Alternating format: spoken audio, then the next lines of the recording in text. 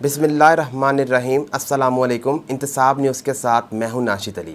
Headlines आपने जानी, अब बढ़ते हैं खबरों की तफसीलात की जानिब। अहम खबर शामिल करते हैं लंदन से, जहां साबिक वज़ीर आज़म मियां मोहम्मद शहबाज शरीफ और मुस्लिम लीग नून के सदर नवाज शरीफ के हमरा लंदन में मीडिया से गुफ्तगू की है, जिसमें उन्होंने पाकिस्तान वापस आने की तारीख का तफसीली जिक्र किया है। आइए आपको लाइव लिए चलते हैं। मियां नवाज शरीफ पाकिस्तान इंशाअल्लाह आएंगे और कानून का सामना करेंगे, इसमें कोई दो राय नहीं इंशाअल्लाह। देखिए जी, एक शफाफ एहतसाब वो वक्त की अहम तरीन ज़रूरत है, वो क्रॉस द बोर्ड होना चाहिए।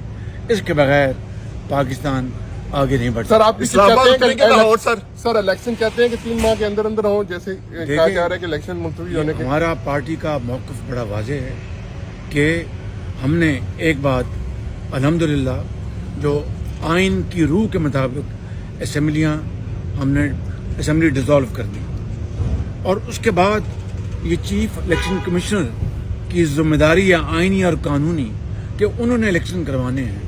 हमारी पार्टी ने मियां नवाज शरीफ साहब की हदायत के मुताबिक हमारी पार्टी के ज़ोमा ने आज वहाँ पर मीटिंग की है, और मीटिंग की मुझे तफसीलात तो उसका इल्म नहीं, मैं यहाँ पर था, लेकिन ये बात तय है कि हम इलेक्शन कमीशन को बतौर एक पॉलिटिकल पार्टी के पूरा हम उनकी फैसिलिटेट करेंगे ताकि फ्री एंड फेयर और शफाफ इलेक्शन हो। शहबाज शरीफ साहब, एसेट रिकवरी यूनिट ने जब आप अपोजिशन में थे आपके खिलाफ 2 केसेस शुरू कराए थे। आपने अपने पिछले 1 साल में आपने इन्वेस्टिगेट करवाया कि उस पर कितने पैसे खर्च हुए हैं, जो नेशनल क्राइम एजेंसी का केस था और जो डेली मेल का केस था। करोड़ों रुपए पाकिस्तान के अपना ज़ाया किए इमरान नियाजी ने और शहजाद अकबर उनके हवारियों ने, और इसी तरह जो मूसवी साहब थे या पता नहीं मुसावी साहब थे, उनके ऊपर करोड़ों रुपए इमरान नियाजी ने खर्च किए ताकि मूसवी से कोई बात निकलवाई जाए या NCA में मेरे ख़िलाफ़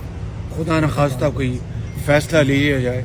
लेकिन अल्लाह ताला की ऊपर ज़ात है और उसकी कमाल मेहरबानी से मियां नवाज शरीफ साहब को भी क्लीन चिट मिली और अल्लाह ताला के फजल करम से इस नाचीज़ को भी क्लीन चिट मिली। अब मियां साहब इंशाअल्लाह अक्टूबर में मुशावरत के बाद तय हुआ कि पाकिस्तान आएंगे और इंशाअल्लाह इलेक्शन कैंपेन को इंशाअल्लाह